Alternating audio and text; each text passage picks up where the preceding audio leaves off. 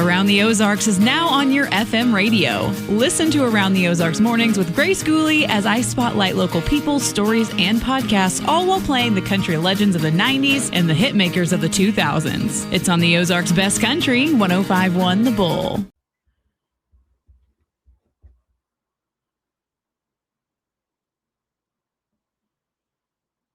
It's time for Around the Ozarks News, sponsored by the Springfield Greene County Park Board, Thompson Sales, Advanced Car Care, Smouse Brothers, and United Plumbing. Here are your hosts, Ethan and Sarah Forhetz.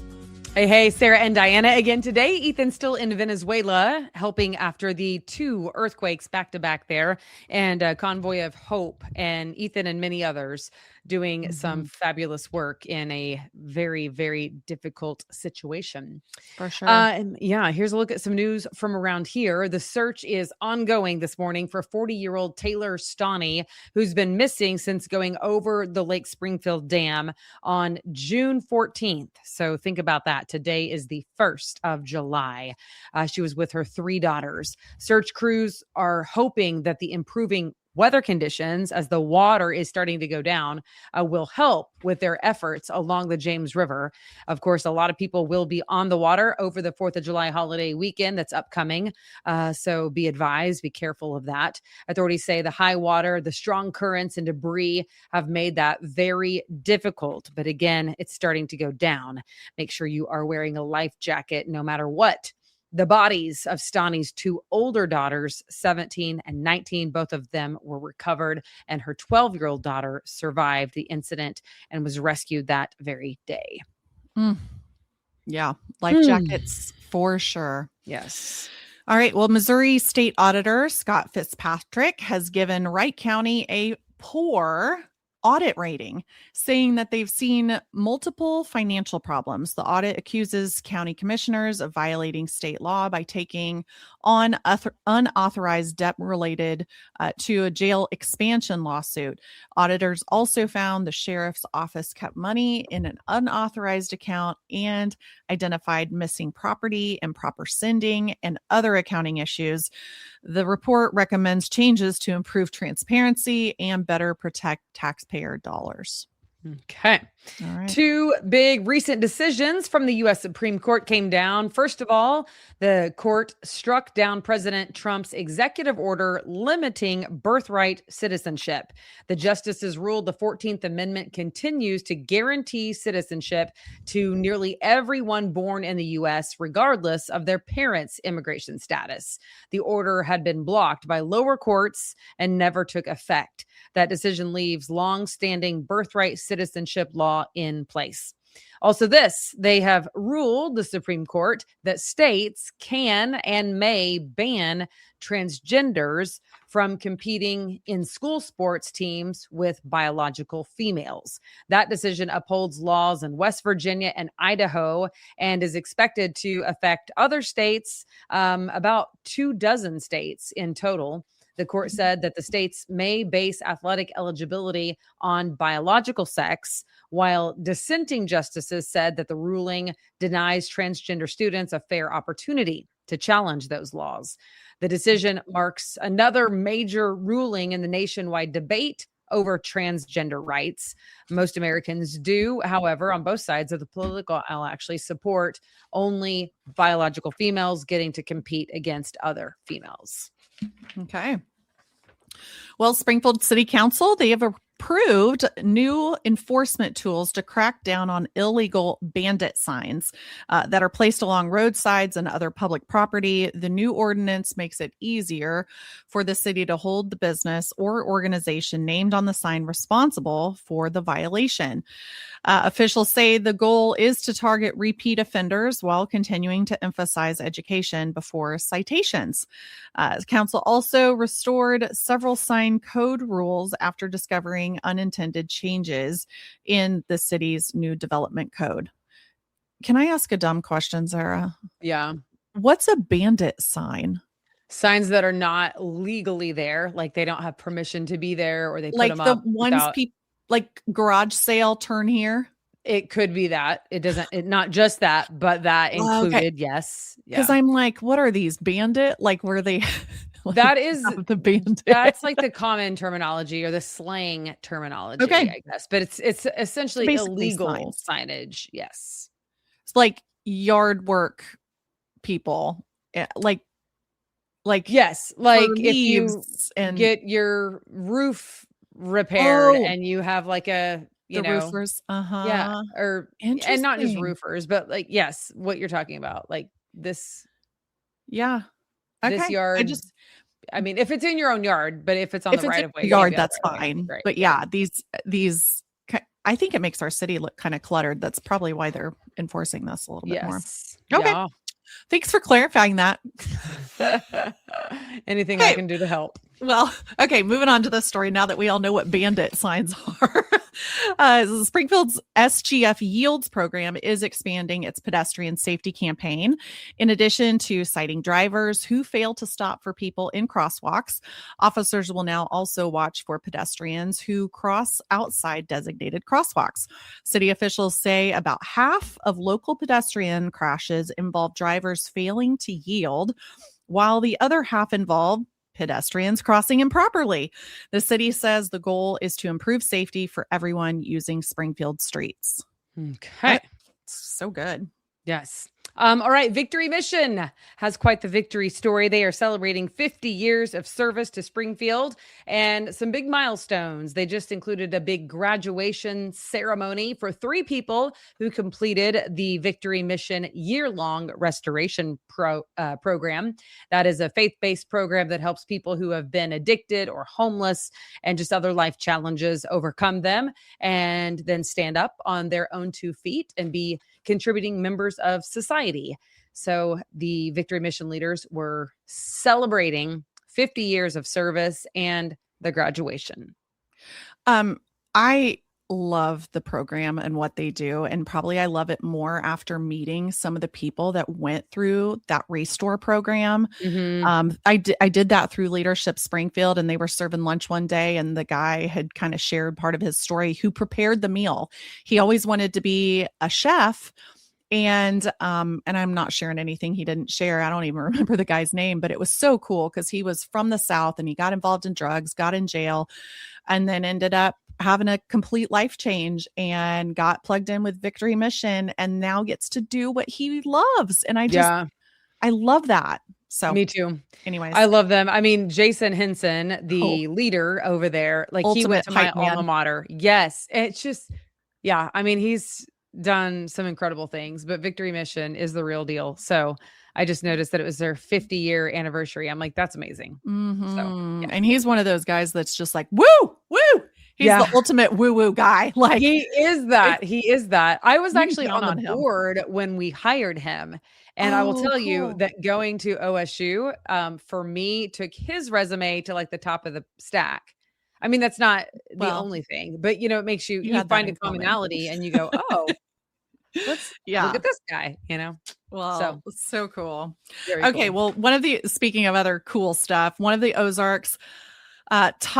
Ozark's top high school basketball players, not so cool. He's leaving the area for his senior season. Logan Rogersville star Chase Branham has announced that he will transfer to national basketball powerhouse La Lumiere in Indiana. The Indiana commit led the Wildcats to a Class 4 state championship and is ranked among the nation's top players in the class of 2027. His departure leaves Logan Rogersville with some big shoes to fill as it tries to defend its state title. Yeah. So, good luck. So crazy that he's gone. I mean, it's cool that we have a few select players. I mean, the kid from Nixa in football, whose name, of course, Jackson Cantwell. And how many more? There's probably been, I don't know, 5 that I can just think of off the top of my head who have come out of the Ozarks area who are phenomenal on the national stage, Wow. It's just cool. Yeah. But I don't blame them if they're looking for, NBA and some of the, NFL. I mean, it will be like that. Clearly it will be a career for him. So yes, you got to fish where they're fishing. Which is probably for about, I don't know, 0.01% of the population. Right. So You you're don't even telling me think- I have a chance. So you're saying there's a chance. You know, that's my favorite movie. Name that movie and I'll give you $1 million. Wait, hold on. Dumb and Dumber. Yes. That's your favorite movie? Yes. It's In the whole hilarious. world, Sarah. In the whole world. Shawshank Redemption is a close second, but Dumb and Dumber for sure. Wow. You couldn't have two polar opposite I know. movie but they're flavors. just, I mean, Like- depending on what mood you're in, I guess, but like those are phenomenal movies. And anybody who doesn't like them, I wonder about them. So please, Diana, because I love you so much, just pretend like you like both of those. I think so. We did have our boys watch Dumb and Dumber recently, and they were like, now we got to watch Dumb and Dumber 2 or whatever the second one. Dumber and Dumberer. Yeah, it's not. Yeah, it's not as nearly as good. It's just not. They couldn't do it again. But Lloyd and Harry, I mean, come on. Pretty Bird. They're it's so great. I just love it so much. And then Shawshank Redemption. Whew. Wow.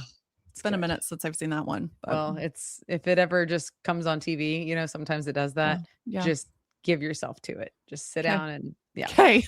All right. Well, before we go, July. yeah. Happy July. Also the 4th of July, of course, coming up this weekend. Yes. 250. If you look at our events calendar at aroundtheozarks.com, click on events, you will see some things already on there. The Midtown 4th of July parade. Cool. Grant Beach sports in the park for 4th of July and the parade. There's all sorts of things already on the calendar.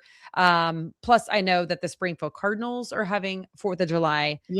Fireworks, festivities. I'm sure I think it's like the 2nd, 3rd, and 4th, actually, more than just on the 4th. There will be fireworks after the game. They're in town quite a bit. Mm-hmm. I was looking at explorebranson.com. They've got a lot of stuff going on. If you click on their 4th of July banner, you'll see all different sorts of Independence Day celebrations and birthday parties. That's nice if you're going to be down at the lake, Get so many people boat. are down at the lake, Get a boat, watch fireworks from the lake. That's really a fun experience if you never The done landing that. too. Branson Landing has a big show. Yes. I need a friend with a boat, Diana. Well, wink, wink. Is that you? I know a gal. Do you? You Do you have a boat? Yes, I bought a boat last year. Did I not tell you this story? No. Oh my goodness. Does it feel like a money pit? All I've ever heard is it feels like a money pit. Tell me more. Oh, I'm sure it can be. And I got it for a great deal. Thank you to my brother-in-law who upgraded his boat and then was willing to sell me his 1991 Cobalt with a brand new engine. It's a nice boat. I mean, but it has its little quirks. And I learned how to drive a boat last year. And then the kid learned how to drive a boat because he had his driver's license. So why not get your boat license? Because mama may not want to drive the whole time. Yeah. Maybe he needs to learn how to drive the boat if he's going to tube around some kids. So it's a lot of fun. So is this like an invitation going on right now or we'll what's connect? Okay. Wink, wink. My kids are like, why don't we get a boat? I'm like, no, just never own a boat. Like you just need to know that. So don't ever have ask a friend who has a boat. Yeah, for there sure. you go. Yeah, that's better. It's sort of like a timeshare. That's how I feel about timeshares. Like when people are like, I'm thinking about buying a timeshare. I'm like, yeah, you should do that, and then I'll be happy to buy some points off of you. Yeah. So anyway, okay, that's all. Happy July 1st. And happy hump day. Diana. Yeah, you bet. We'll see you soon. Have a good one.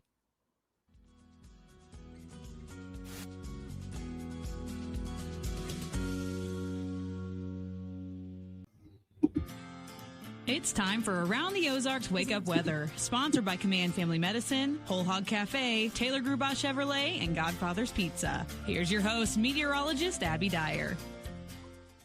Good morning, everybody. Conditions across the Ozarks this morning are starting off nice and warm. We've got temperatures in the 70s already. It's an indication that it's going to be another scorcher across the region. We've got a heat advisory again today. Really, the only comfortable thing to do outdoors today is swim.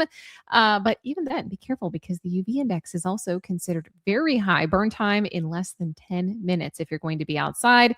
Make sure you use all the sunscreen before heading out. We have heat advisory conditions in effect today, lasting all the way through Friday. yeah, it's going to be the rest of the week that we see these hot and sticky conditions set up across the Ozarks. There's also rain and storms in the country today, just north of our region and also to the south. I think we get missed here in the Ozarks today. I can't completely rule out a little isolated shower this afternoon, but I think in large part today it's just going to be hot and humid across the region with a little bit of cloud cover moving by. Daily heat index values continue to warm to the triple digits, anywhere from 100 to 105. It is going to be hot across the Ozarks. That's the point. So prepare for the heat. It is going to be prolonged heat too. We have daily heat indices around 100, and that means that we're going to hold on to this heat advisory through Friday. In fact, up in central Missouri along I-70 and the St. Louis area, under an extreme heat warning, whereas here in the Missouri Ozarks, we are under that heat advisory. The other thing that's not helping with this is that the low temperatures, they never really cool off too much. We've got daily lows anywhere from the mid to upper 70s. And so it's not that difficult to warm up.